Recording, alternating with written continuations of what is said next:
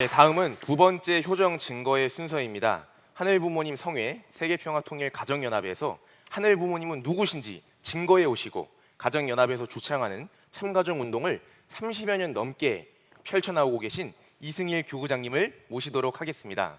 이승일 교구장님을 이어서 한명임 기독교 장로교 목사님께서도 효정 증거를 해주시겠습니다. 그럼 여러분의 큰 박수로 환영해 주시기 바랍니다.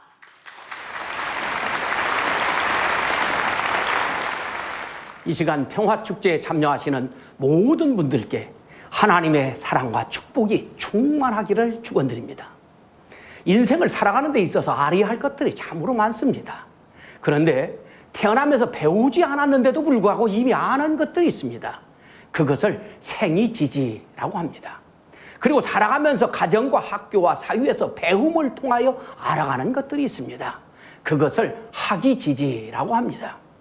그리고 배우지 않았어도 하늘이 지혜를 주시어서 알고 깨닫는 것이 있습니다. 그것은 천이지지라고 할 수 있을 것입니다. 갓난아이는 가르쳐주지 않았어도 생이지지로서 엄마 아빠를 느낀다고 합니다. 마찬가지로 인간은 태어나면서부터 하나님을 알고 느끼며 살게 되어 있었습니다. 그리고 성장하면서 부모와 스승으로부터 배워서 하나님의 뜻과 심정까지 깨닫고 느끼도록 되어 있었던 것입니다. 그런데 인간이 타락함으로 말미암아서 무지에 떨어져서 하나님을 모르게 되었고 또 못 느끼게 된 것입니다. 그리고 하나님에 대하여 아는 사람이 없으니 제대로 배우지도 못한 것입니다. 무신론자들에게도 하나님의 축복을 받으십시오 하면 대부분 좋아합니다. 그래서 하나님을 믿으십시오 하면 하나님이 보이지 않는데 어떻게 믿느냐라고 말을 합니다. 우리 주변에 보이지 않지만 실존하는 것들이 참으로 많습니다. 인간이 생존하는데 가장 중요한 것이 음식물이다라고 생각할 수 있지만 인간 생존에 있어서 절대적으로 중요한 것은 사실 공기입니다. 그런데 공기는 보이지 않습니다. 그리고 수많은 전파가 우리 주변에 공중에 흐르고 있지만은 보이지 않습니다. 전기의 전류도 보이지 않고 전자파, 자위선, 적위선 그리고 따뜻하게 해주는 열 에너지도 보이지 않습니다. 사실 인간에게 근본적으로 중요한 것들은 보이지 않는 무형이라고 하는 것입니다. 인간은 몸과 마음으로 되어 있습니다. 몸은 보이지만 마음은 보이지 않습니다. 마음은 무형입니다. 마찬가지로 하나님도 역시 보이지 않지만 무형으로 계시는 실존체이신 것입니다. 하나님은 무형으로 계시기에 천지를 창조하실 적에 무형세계를 먼저 창조하셨습니다. 그리고 그 무형세계를 본으로 하여서 이 유형세계 즉 자연계를 창조하신 것입니다. 오늘날 과학자들은 보이지 않는 자연계도 무형인 에너지로부터 왔다라는 사실을 밝혀냈습니다. 그러니까 우리 인간의 육신도 보이는 유형이지만은 무형인 에너지가 변형되어서 이 육체가 된 것이라고 하는 것입니다. 인간의 가치를 말할 적에 보이는 몸을 가지고 평하지 않습니다. 얼굴이 잘생겼는가 몸이 건강한가를 놓고 평하지 않습니다. 그 사람의 보이지 않는 마음을 보면서 선한 사람, 나쁜 사람으로 평가합니다. 인간의 마음 중에서 누구나 다 가지고 있는 선한 마음이 있습니다. 바로 양심입니다. 아무리 악한 사람이라 할지라도 양심이 없는 사람은 없습니다. 비록 인간이 타락하였지만 동서고금을 막론하고 인간에게는 똑같이 양심을 가지고 있습니다. 선한 사람, 악한 사람 모두 양심이 있는데 그 양심의 힘이 센가 약한 거에 따라서 선한 사람, 악한 사람으로 나뉘게 됩니다. 모든 사람들에게 양심은 똑같이 있는데 문제는 그 양심의 힘, 양심의 에너지가 다르다고 하는 사실입니다. 실제로 양심의 에너지, 그 양심의 힘을 실험한 결과가 있습니다. 지갑에 돈을 잔뜩 넣고 길거리에 놓고 갔습니다. 덴마크 노르웨이 사람들은 대부분 그 지갑을 주워서 파출소에 갔다고 합니다.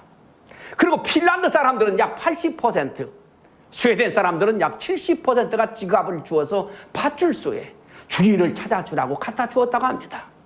한국 사람들도 이 양심의 힘이 매우 강해졌다고 합니다.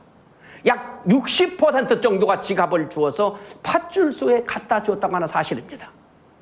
양심이 맑고 양심의 힘이 강한 사람은 지갑을 잃어버린 사람이 얼마나 걱정할까를 생각하면서 주인을 찾아주라고 파출소에 갖다 주는 것이지요. 그런데 양심의 힘이 약한 사람은 지갑을 주워서 자기 주머니에 넣어버릴 것입니다.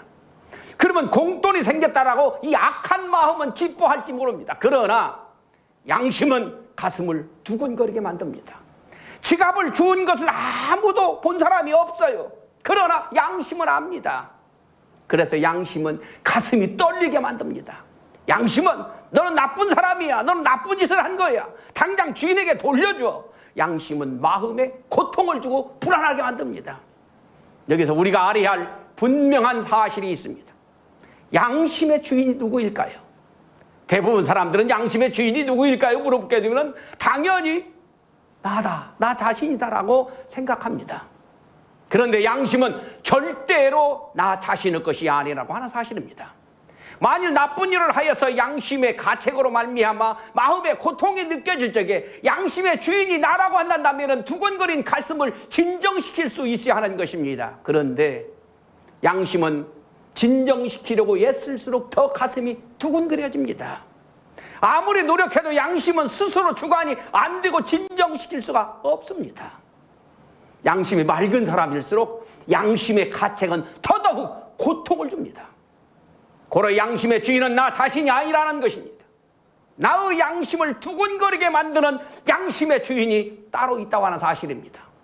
양심은 선하게 살아가라고 작용하고 있으니까 그 양심의 주인은 선의 본체 되시는 하나님이신 것입니다. 이처럼 양심작용이 모든 사람들에게 공통적으로 똑같이 일어나고 있는 것을 볼 적에 모든 인간들의 양심 배후에 양심의 주인 되시는 하나님이 계시는 것을 알 수가 있는 것입니다. 그래서 모든 인간은 그 배후에 양심의 주인 되시는 하나님을 모시고 있는 것입니다. 인간은 하나님으로 도왔고 하나님을 모시고 있기 때문에 존엄한 존재이며 윤리, 도덕적인 존재인 것입니다. 인간에게 양심이 있고 인간 배후에 하나님이 계시기 때문에 인간은 선을 추구하면서 역사 속에서 종교를 발전시켜 온 것입니다. 그래서 모든 종교에서는 선을 가르치고 선을 이루려고 하는 것입니다. 고로 선을 가르치는 모든 종교는 하나님으로부터 나왔고 그래서 사실 모든 종교는 형제와 같은 것입니다. 이제 우리는 확실히 기억하며 살아야 되겠습니다. 나의 양심의 주인은 하나님이시다 라고 하는 것을 확실히 기억하면서 살아야 되겠습니다. 양심이 두근거리면 하나님께서 선하게 살아가라고 말씀하시고 경고하심을 알아야 하겠습니다. 그리고 우리 주변에 무신론자들이 참으로 많습니다. 그들에게도 양심의 작용을 진지하게 설명해 주면서 하나님을 믿고 선하게 살아가도록 이끌어 줘야 하겠습니다. 하나님은 인간을 창조하실 적에 인간의 마음속에 양심을 불어넣었습니다. 인간이 양심대로 선하게 살아갈 적에 하나님께서 그 인간 속에 임재하시어 함께 살고 싶으셨던 것입니다. 그래서 성경 고린도서 3장 16절에서 인간은 하나님의 성전이고 하나님의 성령이 인간 안에 계신다라고 말씀하셨습니다. 교회가 하나님의 성전이 아니고 양심대로 선하게 사는 사람이 하나님의 성전이라고 하신 것입니다.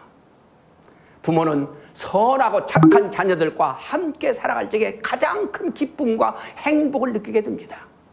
하나님은 인간을 창조하신 인간의 부모님이십니다. 그래서 하나님 역시 선하고 착한 인간들과 함께 당연히 같이 살고 싶어 하시는 것입니다.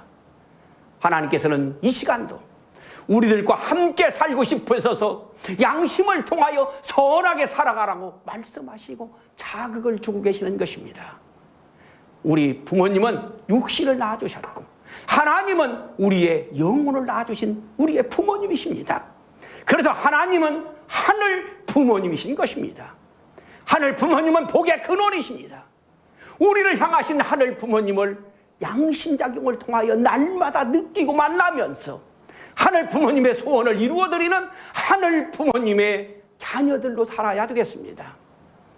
우리 한학자 총재님 독생녀 참 어머님께서는 양심을 따라 생활하면서 하늘 부모님의 소원을 이루어드리자라고 우리에게 당부하셨습니다. 나를 향하신 하늘 부모님과 날마다 함께 생활하면서 하늘 부모님의 사랑과 축복을 충만히 받으시는 여러분들이 되기를 축원드립니다. 아주 감사합니다.